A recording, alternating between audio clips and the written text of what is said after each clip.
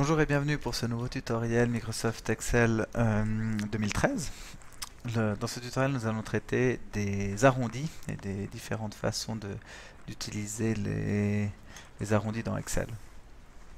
Alors, premier exemple, j'ai fait un petit tableau ici avec des valeurs exactes que j'ai rentrées à la main, avec des décimales, et puis on va voir comment arrondir au centième, au dixième, à l'unité, à la dizaine, à la centaine. Évidemment, on peut aller beaucoup plus loin, au millier, à la dizaine de milliers, et arrondir au millième, au 10 millième, etc. J'ai pris des exemples ici qui, à mon avis, sont suffisants. Vous allez pouvoir comprendre la logique.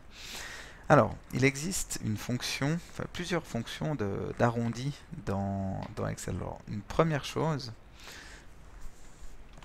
première erreur à ne pas commettre, donc je vous montre déjà ce qu'il ne faut pas faire. Je vais simplement reprendre cette valeur ici. Ce qui est totalement faux de faire, c'est de venir sur cette cellule et puis d'aller, par exemple, dans nombre ici et d'enlever des décimales. Si j'enlève des décimales avec ce bouton-là, pour arrondir au centième, au centième c'est bien au niveau du 5 ici, on a l'impression qu'il arrondit, parce que 956, il arrondit ça à 960. Étant donné que 6 est plus grand que 5, cette valeur-là passe à 6. On a l'impression que ça arrondit, mais ce n'est pas du tout le cas. Je peux vous le prouver. Si je reprends ce qu'il y a dans cette cellule, et que j'affiche celle-là avec plus de décimales, on voit que la valeur qui est enregistrée, elle n'est pas arrondie. C'est simplement à l'affichage qu'on enlève des décimales, mais la valeur en elle-même n'est pas changée. On a exactement la même valeur ici qu'ici. Quand on enlève des décimales, on n'arrondit pas le montant ou le chiffre. Pour arrondir, il faut vraiment utiliser un calcul. C'est-à-dire qu'il faut utiliser la fonction arrondi. Alors, on y va, arrondi. Alors, il m'en propose 4, ça tombe bien, c'est les 4 qu'on va voir. Alors, arrondi au multiple, j'y reviendrai à la fin. On a la fonction arrondi toute simple, arrondi inférieur, arrondi supérieur. Pour le moment, on va essayer déjà de comprendre la fonction arrondi. Si j'ouvre une parenthèse, il me demande quel est le nombre que je veux arrondir. Le nombre que je veux arrondir, c'est celui-là. Et puis, NO chiffre. Alors, ce petit tableau va vous servir à comprendre le NO chiffre, c'est-à-dire combien de chiffres après la virgule est-ce qu'on veut arrondir. Alors pour un arrondi au centième, est-ce que je dois mettre 1, est-ce que je dois mettre 2, est-ce que je dois mettre 100, est-ce que je dois mettre 0,01? Voilà, telle est la question. Alors pour répondre à cette question, pour le moment je ne vais pas écrire, j'ai une petite image qui nous sera bien utile. Je vais la réduire un petit peu, qu'on la voie bien. Voilà, j'ai repris le chiffre qu'on a ici, 10,95652, et puis simplement retenir que Excel considère les choses comme ça. C'est-à-dire le 0, ici donc l'unité, c'est 0 chiffre après la virgule. Le dixième, ici, c'est 1 chiffre après la virgule.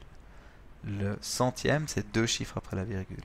Le millième, 3 chiffres après la virgule, et ainsi de suite. Si on va dans l'autre sens, la dizaine, c'est un chiffre avant la virgule, c'est-à-dire moins un chiffre après la virgule.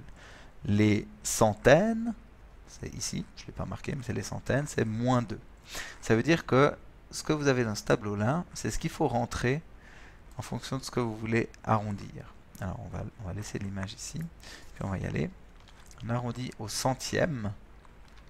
On avait donc dit arrondi. Quel est le nombre que je veux arrondir? C'est celui-là. Et puis le nombre de chiffres après la virgule, centième. Centième c'est ici, c'est donc 2. J'ai 2 chiffres après la virgule. Et je ferme ma parenthèse. 10,96. Ça ressemble à ce que j'avais avant lorsque j'ai fait avec le format. On va juste maintenant essayer de reprendre, faire exactement ce que j'ai fait avant. Je reprends cette valeur, puis je viens là-dessus, puis je vais ajouter maintenant les décimales. On voit que le nombre a été changé, d'accord? C'est bien là, le nombre a été modifié, 10,96. Si j'ajoute des décimales, c'est 10,960000, etc. L'arrondi est bien fait, mon nombre est modifié. Avec le format, le nombre n'est pas modifié. Alors, on va remplir le tableau assez arrondi de cette valeur. Alors, au dixième, le dixième, il est où? j'arrive pas à monter ma photo, il faut juste que j'efface ça. Voilà, le dixième il est là, c'est donc un chiffre après la virgule. Alors on y va, arrondi de cette valeur avec un chiffre après la virgule. À l'unité, alors je vais gagner du temps, je vais prendre ça, je vais recopier ici. À l'unité, c'est 0, hein, unité, dans mon tableau ici j'ai 0. À la dizaine, coller, c'est moins 1. Ça tombe bien, hein, à la dizaine, 10,95 c'est bien 10. À la centaine, coller, moins 2. 10,96 arrondi à la centaine, c'est bien 0, c'est bien juste. Alors une fois qu'on a ce tableau, bon alors on peut arrondir tout ce qu'on veut, hein, je peux prendre tout ça, recopier vers le bas. Vous pouvez vérifier, c'est bien correct. Voilà. Quelle est la différence maintenant? Alors ce qu'on va faire, c'est qu'on va recopier ce tableau, copier, et puis on va insérer les cellules, copier ici. Et puis ce qu'on va faire, c'est au lieu d'utiliser l'arrondi, on va utiliser l'arrondi inférieur. Ça, en fait, c'est exactement la même chose, mais si on met arrondi inférieur, c'est arrondi point inf de quoi? De cette valeur. Avec combien de chiffres après la virgule? Au centième, on avait vu, c'était 2 chiffres après la virgule. Je ferme. 0,95. Quelle est la différence? On voit que l'arrondi tout simple, il va regarder en fait ce qu'il y a après. Si c'est plus grand que 5, alors il arrondit à 96. Si je prends l'arrondi inférieur, il va toujours prendre la valeur en dessous. C'est-à-dire un 95, que j'ai ici 5, 6, 7, 8 ou 9, même 1, 2, 3, 4, il me mettra toujours 10,95. Si je fais l'arrondi supérieur, il prendra toujours l'arrondi qui est le centième supérieur. C'est-à-dire si j'ai 95, 951, 952, 953, j'aurai toujours 10,96. Et puis pareil, le dixième inférieur, l'unité inférieure supérieure. Alors on va refaire le tableau avec les inf. Alors on peut encore faire un petit peu plus vite, c'est-à-dire que je peux bloquer la colonne ici. Hop, recopier ça vers la droite et puis aller changer simplement mes chiffres. Au dixième, on avait vu que c'était 1. À l'unité, on avait vu que c'était 0. À la dizaine, on avait vu que c'était moins 1. À la centaine, on avait vu que c'était moins 2. Je recopie ça vers le bas. Alors, où est-ce qu'on a des différences intéressantes? On voit que l'arrondi inférieur, le dixième, l'arrondi au dixième inférieur de 0,0651, ici, c'est bien 0. D'accord? Parce que le dixième, le dixième c'est le 0 qui est ici. Quoi qu'on aille après, vu que c'est inférieur, il va toujours prendre le plafond qui est en dessous. Si je refais ce même tableau, copier-coller,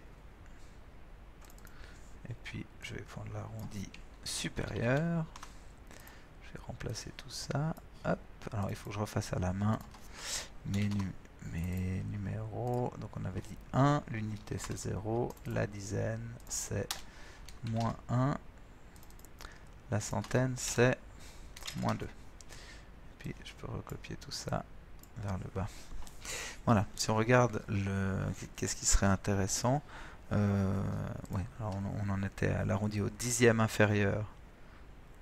Le dixième inférieur, le plafond c'est 0, et puis le dixième supérieur c'est 0,1. C'est bien ce qui me donne ici.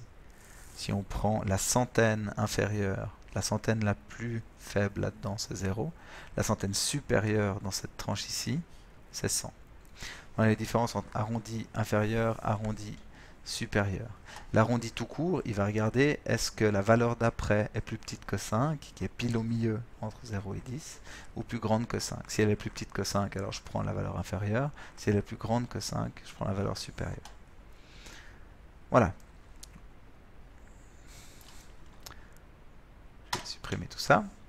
ceux qui se demandent comment j'ai fait, j'ai sélectionné les lignes et j'ai fait CTRL- sur mon clavier.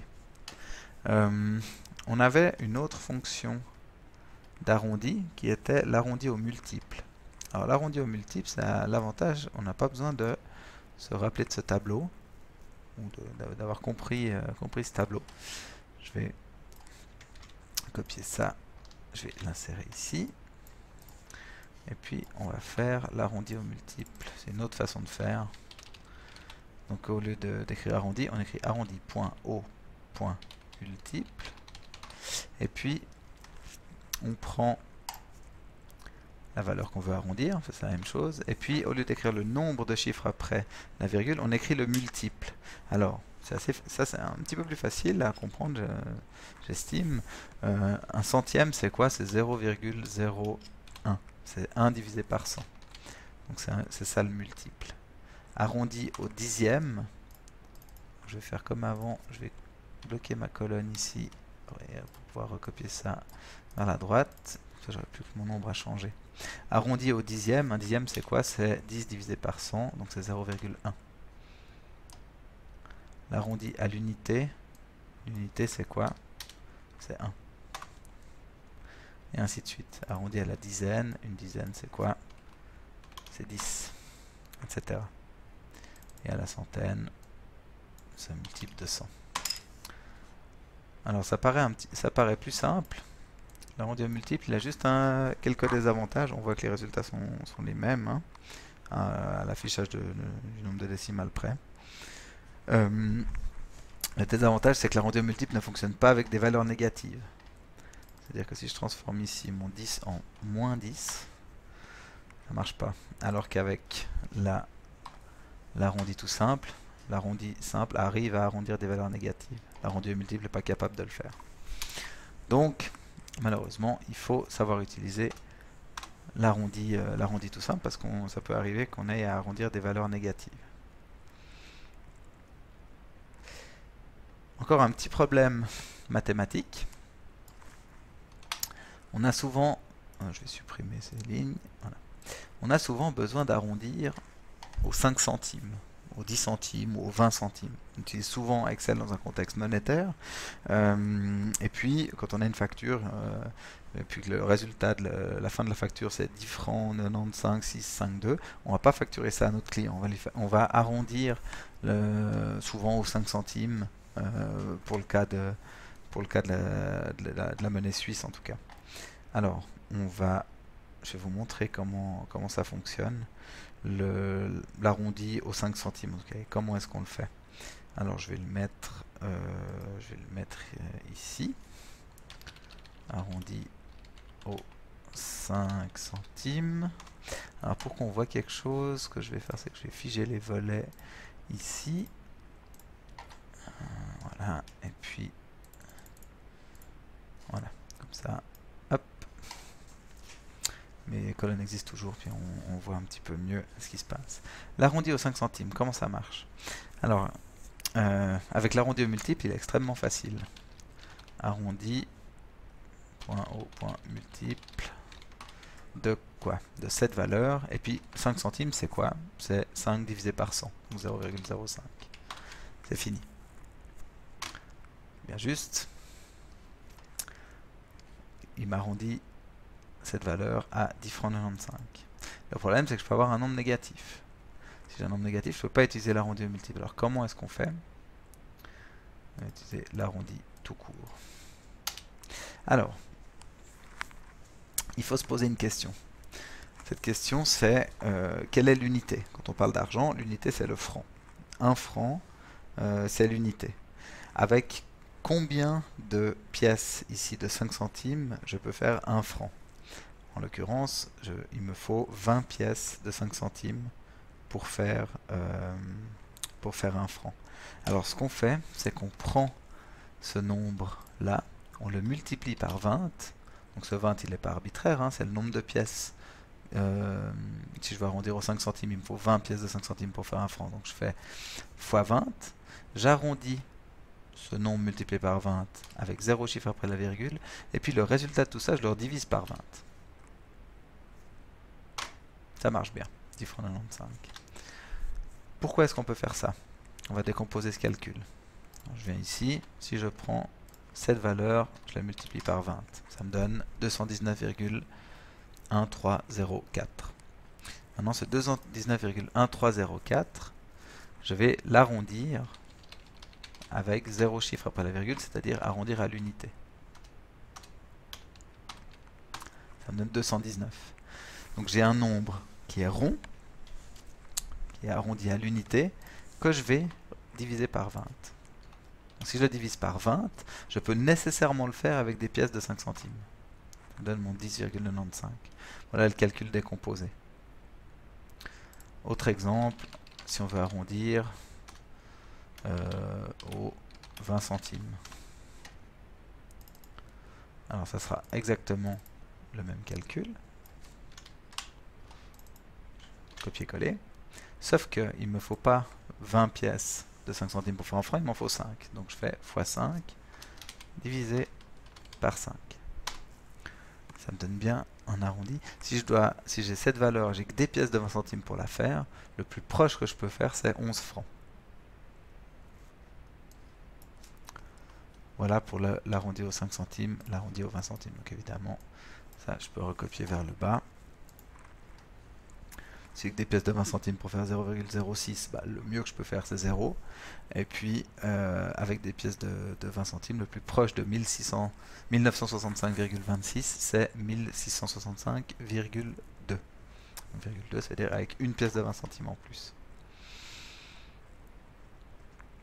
Voilà pour ce tutoriel sur les arrondis. J'espère qu'il aura été suffisamment clair. Je vous donne rendez-vous pour un prochain tutoriel et je vous remercie de m'avoir écouté.